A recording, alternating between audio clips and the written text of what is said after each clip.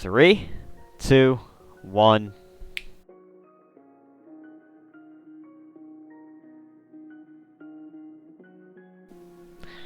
Alrighty guys, welcome back to another little video, and today is going to be a good day, because today I am coming back to YouTube. So to give you guys kind of an example, or give you guys kind of an idea of what's been going on, essentially, I have recently become unemployed. Yeah, let's just say the work-related injury has turned into a whole giant fiasco with a whole bunch of different legal stuff, and I just recently, well, I'm no longer employed, let me just put it like that. So, today I wanted to have a chance to return back to YouTube, get back to trying to make videos on a full-time schedule. Now that I am, well, home more, I can actually take time to make videos. And the first video that we are going to be making today is taking a look at the market. I've been gone for months, but I've been keeping my eye on the market, and guys, it's not as bad as what you think. So, I wanted to take today to actually just take a look at what the computer part market is doing nowadays and kind of discuss what I've seen, what I believe is going to be happening in the future, and kind of seeing what will it take to build still really good budget value gaming systems, because nowadays, more than ever, you need to get the most out of your parts, and you need to be able to find the parts at a reasonable price. So, let's hop into this little video, and I'm going to show you guys what I found, what I think is going to be good value for money, and what I think you guys might want to be looking into in the near future. Now, this is going to be both for eBay and Aliexpress, because obviously I have viewers from all over the world, and I want to include as many people in this as I possibly can. So let's get into it, shall we? Okay, so let's hop over to the wild world of eBay, because let's be honest here, nothing is sacred on eBay anymore, and they are scalping everything, right? Well, kind of. So I've been noticing a lot of trends when it comes to actual computer parts in the market. A lot of the newer stuff is going for astronomically large prices, but a lot of the older stuff has only been marked up slightly, and the older things get, the less likely they are to be marked up. And that primarily has to go with graphics cards, because, believe it or not, as long as you're not trying to buy a Ryzen CPU, CPUs are kind of cheaper than what they've been in the past. Let me give you an example. i7-2600. The i7-2600 right now can be had for about 50 USD. And I know that might seem, oh, look at that one, 45 USD. It might seem odd for me to be saying that the market's not terrible, but something like the i7-2600 is, well, just an example of how the market's actually getting better. Say you have an older Dell Optiplex, like a second generation one where you've got an i5 or an i3, you could then turn around and put in an i7 and give yourself an all-around upgrade for around $50. And that goes for a lot of different things. Let's look at the E5-1650. The E5-1650 V2 is now sitting at only around $40. And X79 motherboards, the Chinese X79 motherboards, haven't become any more expensive. This is a 6-core 12-threaded chip. A lot of times that can be found for right around that $30 to $40 price point, which is fantastic. If you look at the 1650 V2, it gets even better. The 1650 V2 will go for around $25. Oh, this one's even a $12 CPU. Standard 1650s, or not 1650s, 1620s. The 1620 will go for around $10. That is essentially having an i7 3820K?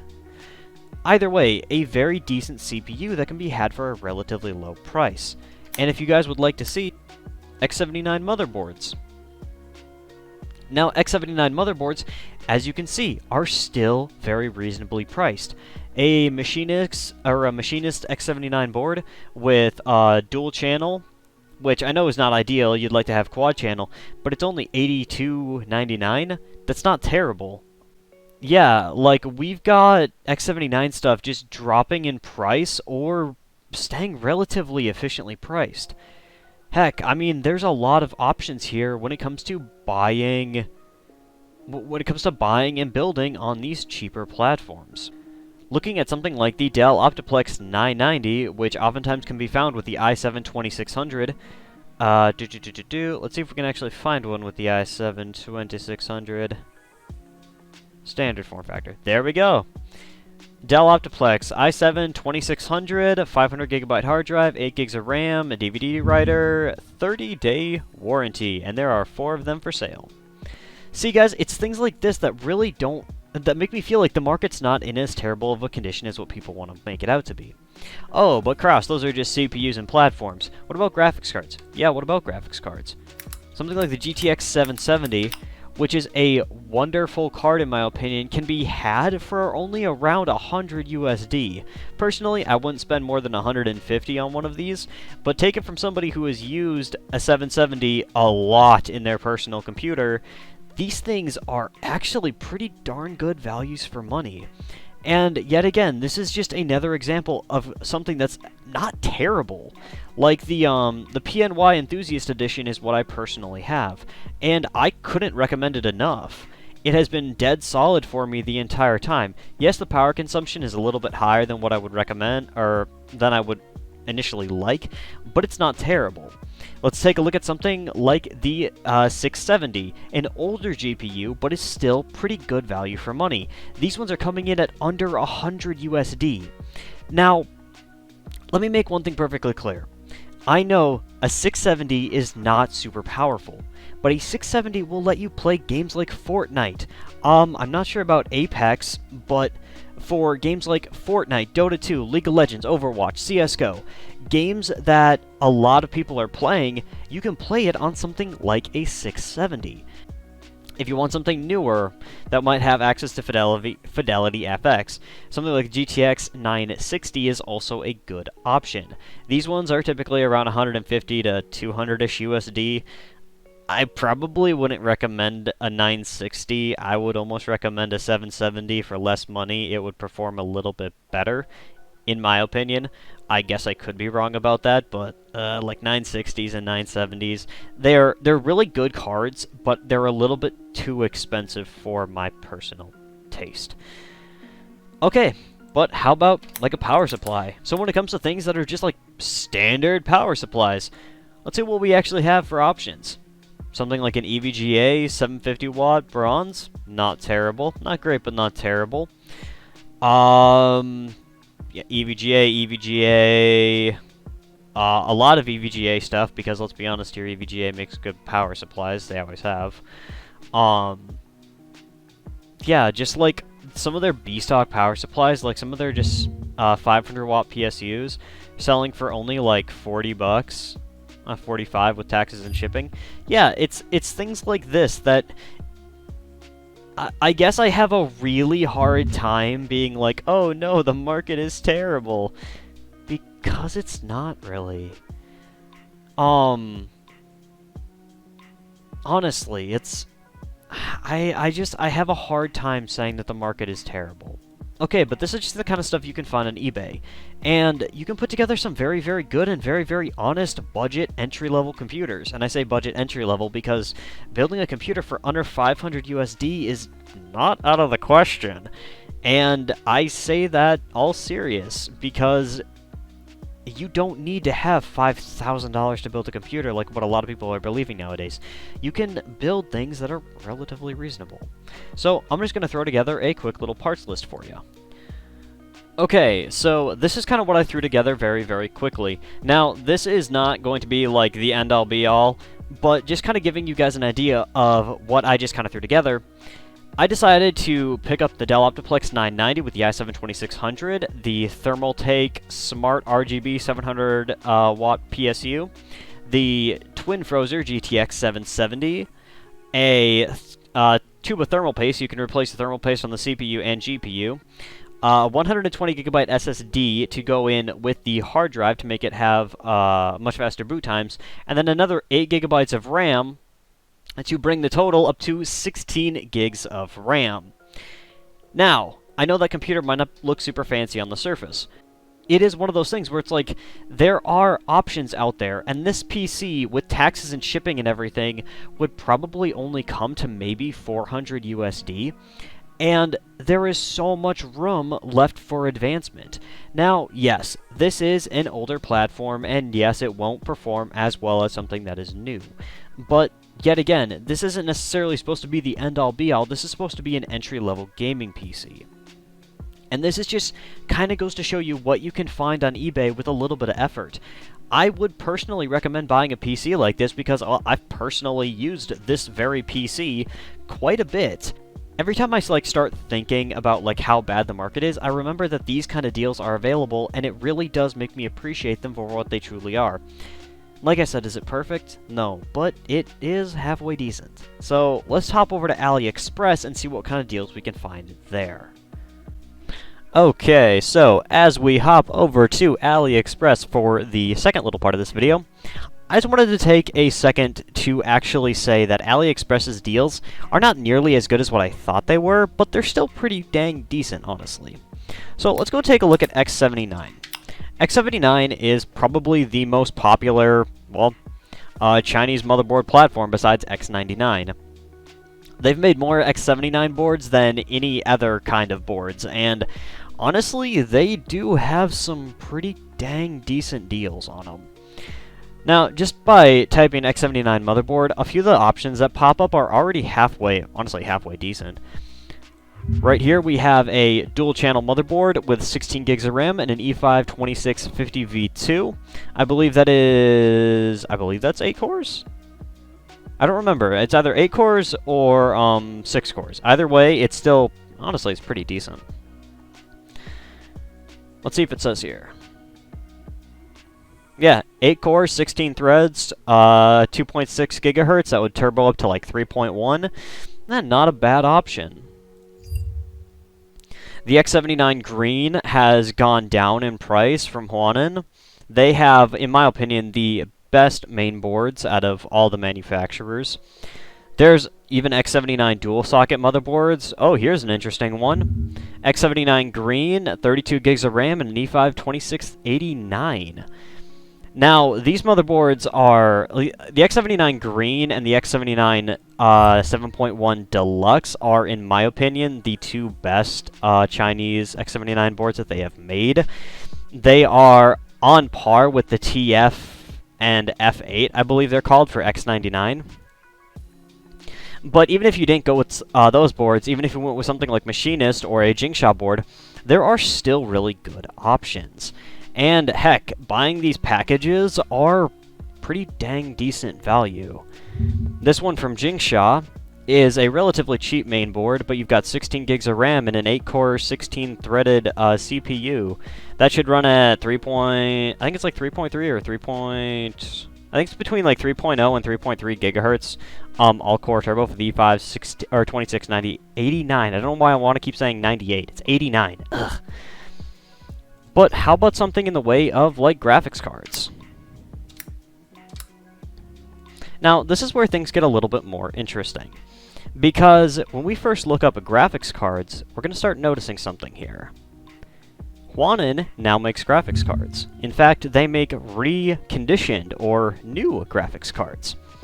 Right here is the GTX 760 4GB. They've actually got a whole bunch of variations here. It looks like the one we're just selected on. Yeah, it looks like it.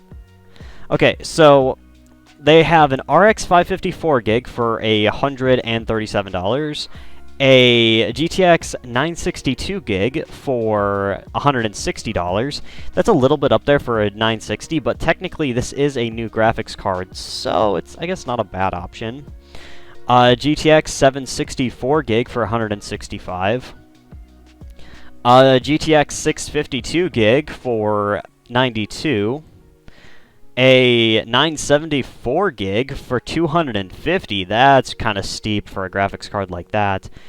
And then a RX 564 gig for $150. That's probably the best deal out of all of them.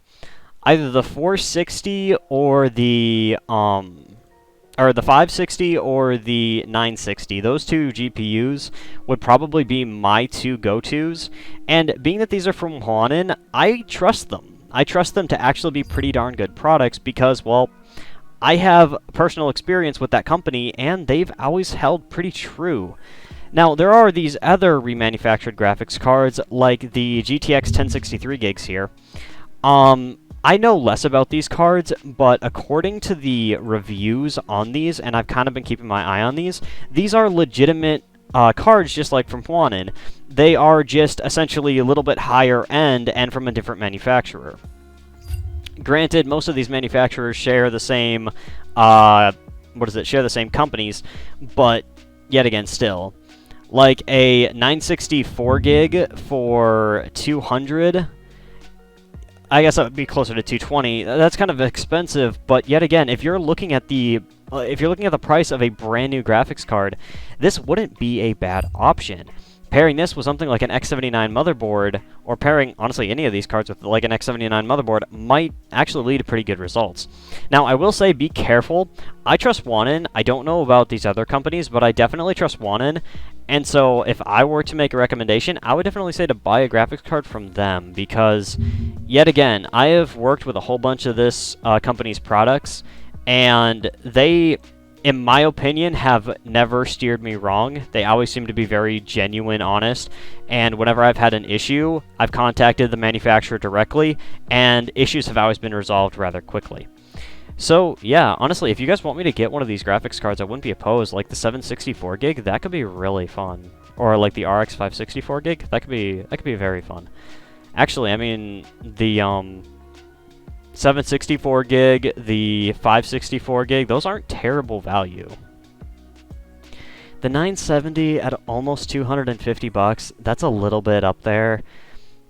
But at the same time, that is a brand new 970. That might not be a terrible option for some people. Okay, but I think that's where we're going to wrap up the video today. I just wanted to take a look at the market and just to kind of show you guys that not everything is like the world is on fire, everything is going to die. It's not that bad. And now that I'm kind of in the position where I was beforehand when I first started this channel, I really didn't have a job. I was kind of working odd jobs to make a little bit of money here and there, and that's why the Chinese parts were interesting to me, because I did not have a budget for it. Honestly, I have this desire to tell people the market is not that bad, but I've had so many people just come up to me and be, oh, literally everything is bad, everything is terrible, the whole market is in shambles. It's not that bad. If you're in America, saying that right now you can't build a gaming computer is just a load of crap. In my opinion, it's a load of crap. No, you're not buying a new RTX or a No, you're not buying a new RTX or, heck, even a new GTX card, because the GTX 1650s, 1660s, 1660 Ti's, all of those cards are way overpriced, to the point where they're not even realistic to purchase. But that does not mean that you can't build a GP or a gaming PC. If you guys would like me to, I could do a whole bunch of new benchmarks with the GTX 770. I freaking love that card. I've kind of lost my love for the R9 290s and the GTX 780s, because those are both over 200 USD right now. So the R9 280 and the R9 270 have become kind of my more backup AMD cards. And the GTX 770 and GTX 760, as well as the GTX 660, have become kind of like my more...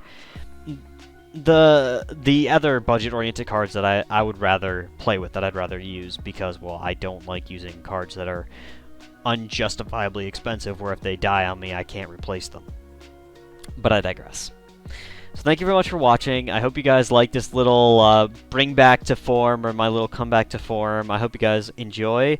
And by the way, all of this is going to get changed a little bit, because I'm looking at this and I'm like, no, this is not okay. We need to gamerize everything, because now I got time to fix everything. I'm going to do it.